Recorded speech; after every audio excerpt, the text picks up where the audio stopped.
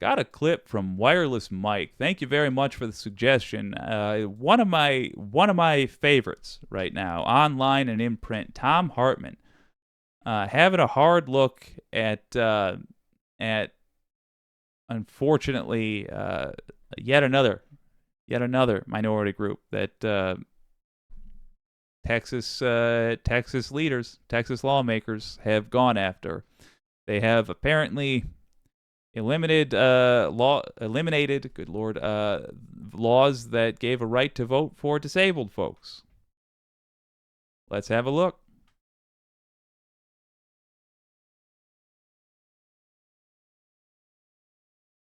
Greg Abbott down in Texas is getting hysterical. I'm telling you, these Republican governors, they're looking at Armageddon here. You've got half the citizens of this nation, not all women, obviously, but many women in America are just furious with these new restrictions on abortion and all of the consequences that even for women who want to have children. I mean, you know, there's huge, terrible public health consequences to these things. And then on top of that, you know, going into our schools and banning books and firing unionized teachers and trying to you know, interfere in the medical decisions of trans people. It just goes on and on and on. I mean, this is just a list of horribles that have become the Republican Party, all in service of basically, you know, billionaires and white supremacy. And so Abbott down in Texas just vetoed a bill, House Bill 3159. It passed both the House and Senate in Texas. It was bipartisan. They, you know, I mean, legislation doesn't pass in Texas with only Democratic votes. It was co-sponsored by a Republican and a Democrat, Jeff Leach of Plano, a Republican, and John Busey, B-U-C-Y, of Austin, a Democrat. And what this legislation did is it made it possible for people who are blind or paralyzed to vote, to easily vote, to vote online or to mail in their ballots. And Greg Abbott wants it so that you've got to go to a voting station, you've got to show up so that our Proud Boy voter integrity people can challenge you at the polls, and so that you can be forced to stand in line for 3 hours if you live in Houston, you know, or any other blue part of the state. All right, quick side note, and this is a hell of a long shot. It's not going to happen before 2024, not likely, but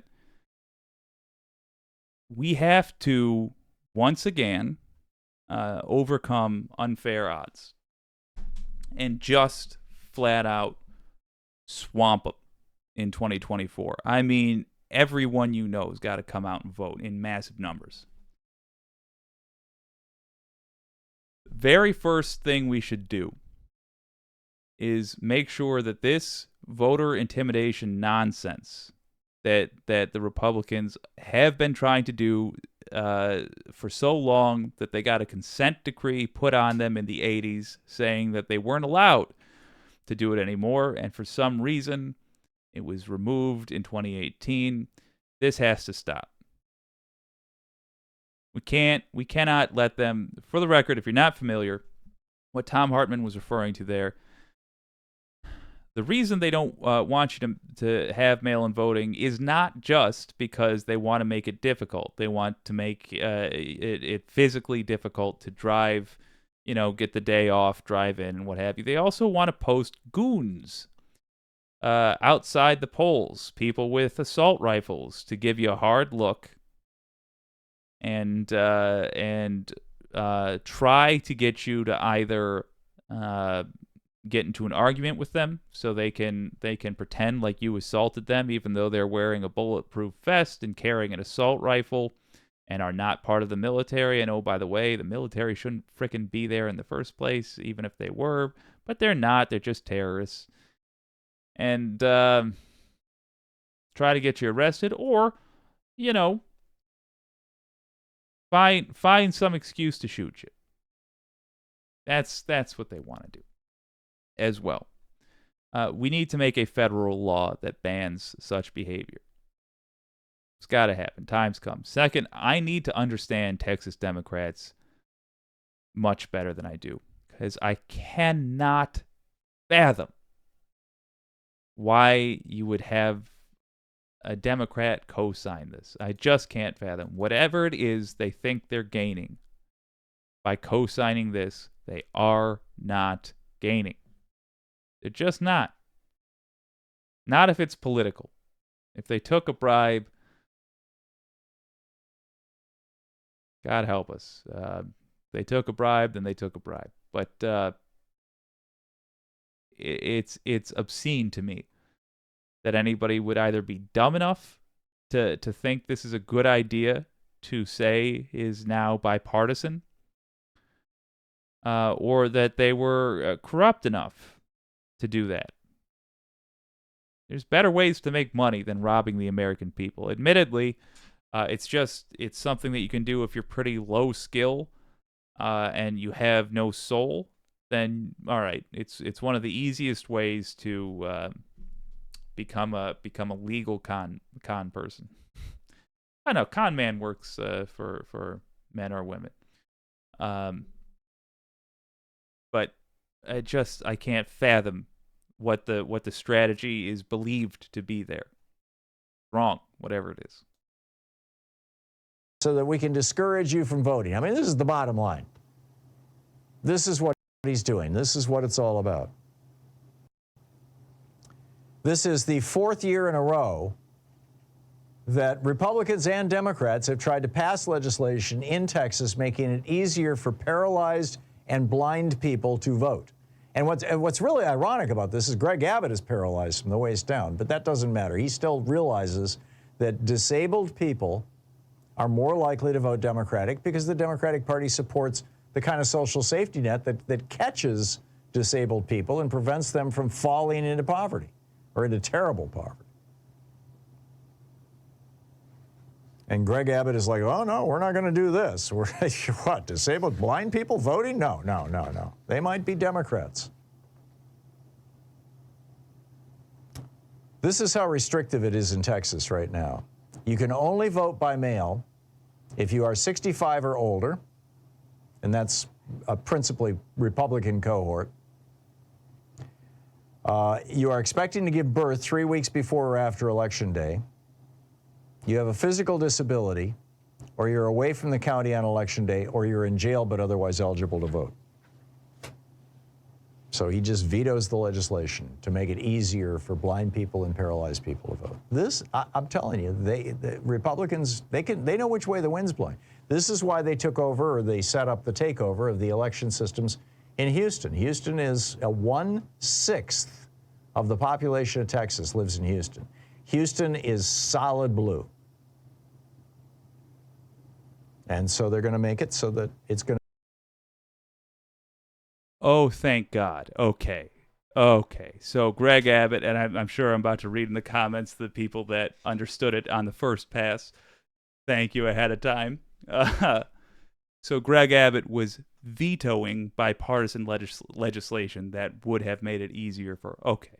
I was really worried for a second there that Texas Democrats were incurably dumb. But no, just to be clear.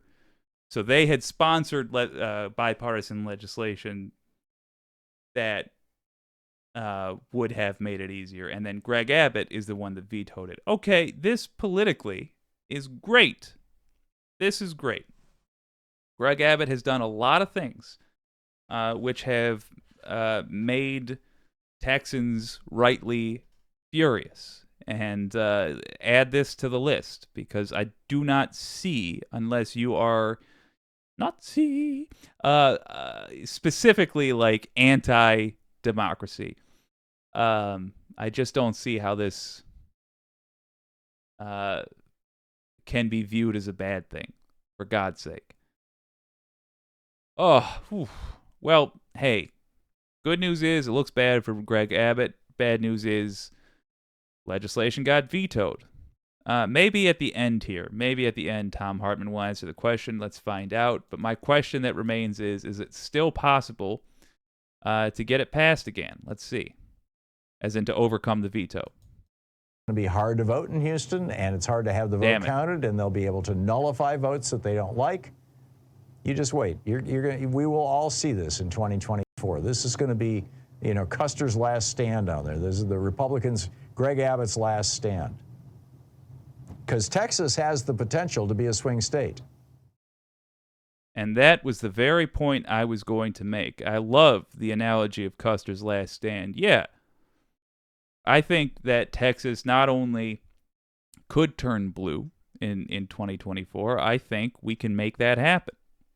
It's unlikely, but the good news is this is one of those fights that will be beneficial to have fought, even if we are ultimately not victorious, because we can exhaust Republican energy and finances by making them fight hard for Texas.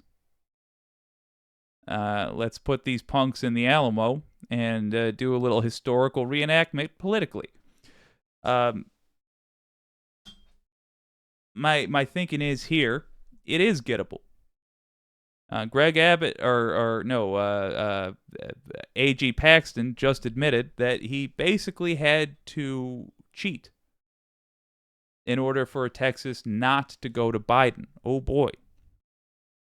I do wonder if Greg Abbott would be in power if Paxton hadn't interfered with the vote in the way he has admitted to doing. We shall see. But regardless, this is a place we should put a lot of our effort. Partially because if we get Texas, good God almighty, if we get Texas turning blue in 2024, what a statement that will make. What an effect that will have rippling down the line. And it will absolutely cinch a Democratic win. There's a lot of states that are unlikely for Republicans that they have to win in 2024 to get a Republican in the White House. And it doesn't matter if they win any or all of them if they lose Texas. So make a note of that. In addition, a lot of the small dollar donations that Republicans would have received are going to Trump right now, and they're going to corruption. We make fun of Trump all the time, for being a corrupt guy and stealing his folks' money. We make fun of the fact that he's got legal fees right now that he's got to pay for. Well, there is a consequence to that. There's a reason corruption is bad. And here it is.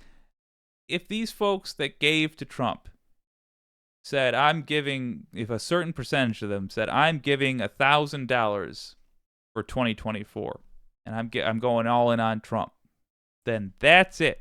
They don't have any more to give. And it's not going to their local Texas race.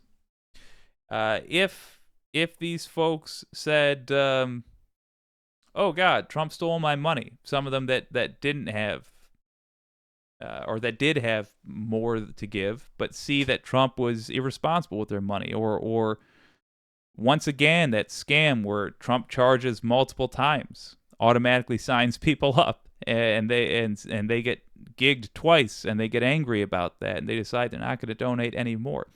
I'm not saying these things will be common, but these things will happen, and in no point are they going to see what Trump is doing with their money and think, "Oh, this is what I thought it was. This is what I thought it was going to be spent for.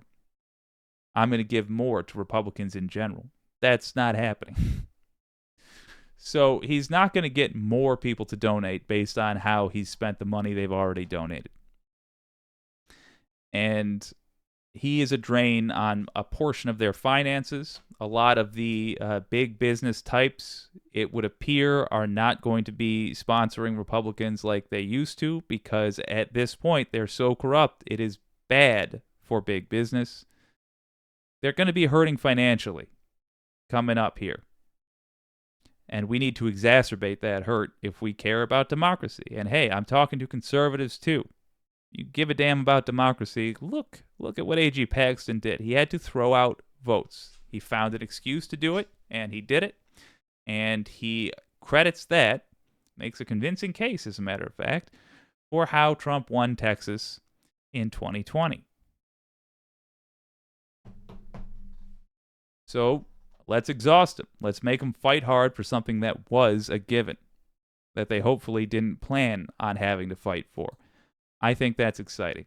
And depressing as this is, with their, once again, relying on suppressing of votes, conservatives, once again,